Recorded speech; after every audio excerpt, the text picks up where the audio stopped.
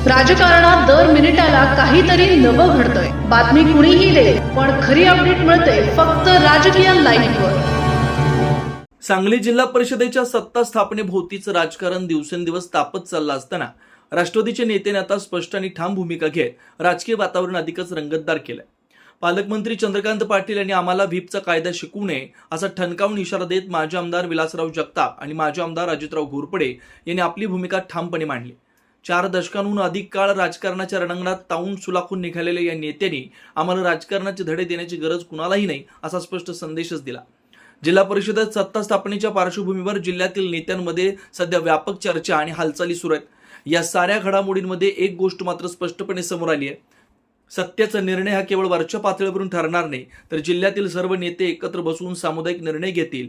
माजी आमदार विलासराव जगताप आणि अजितराव घोरपडे यांनी पत्रकारांशी बोलताना सांगितलं की जिल्ह्यातील सर्व नेत्यांमध्ये सत्ता स्थापनेबाबत एकमत आहे। वरिष्ठांकडून काही वेगळा निर्णय आला तरी आम्ही जिल्ह्यातील नेते एकत्र येऊन त्यावर अंतिम भूमिका ठरवू। जिल्हाधिकारी कार्यालयात राष्ट्रवादी काँग्रेसच्या जिल्हा परिषद गटनेतेपदी राजेश्वरी नाईक यांच्या नावाची अधिकृत घोषणा करण्यात आली। त्यावेळी राष्ट्रवादीचे अनेक दिग्गज नेते उपस्थित होते। माजी खासदार संजय काका पाटील, माजी मंत्री शिवाजीराव नाईक, तमनगोडा रवी पाटील यांच्यासह अनेक नेत्यांनी या प्रक्रियेला उपस्थित राहून आपली एकजूट दाखवून दिली। या प्रसंगी बोलताना माजी आमदार विलासराव जगताप यांनी काही नाराजीही व्यक्त केली।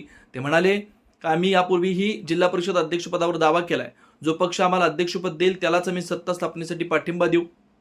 याबाबत आमच्यात स्पष्ट एकमत आहे। राष्ट्रवादीच्या गटनेतेपदी राजेश्वरी नाईक यांची निवड करण्याचा निर्णय आधीच झाला होता, मात्र जिल्हाधिकारी कार्यालयात आल्यानंतर जिल्हाध्यक्ष निशिकांत पाटील यांनी तो अधिकार स्वतःकडे घेतला।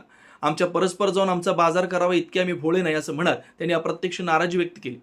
दरम्यान चंद्रकांत पाटील सातत्यानं सांगली जिल्हा परिषदेत भाजपचाच अध्यक्ष होणार असल्याचा दावा करतायत।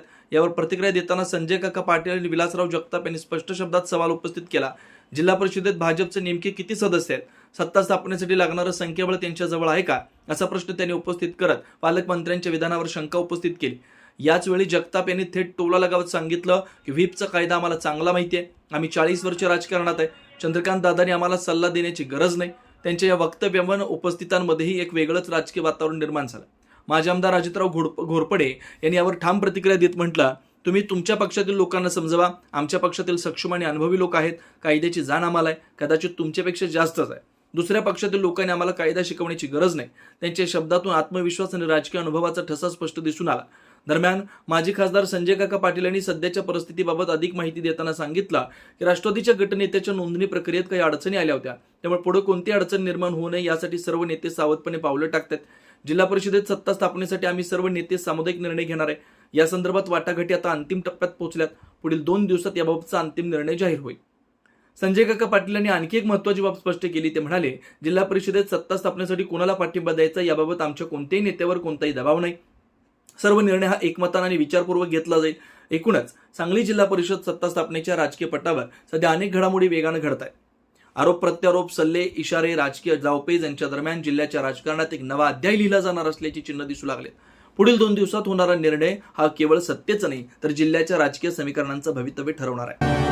राजकीय घडामोडींचा सर्वात वेगवान अपडेट फक्त इथेच राजकीय लाईव्हवर। आमच्या YouTube चॅनलला लाईक, शेअर, सबस्क्राईब करा आणि रहा राजकारणाच्या रणभूमीवरील थेट नजरेत।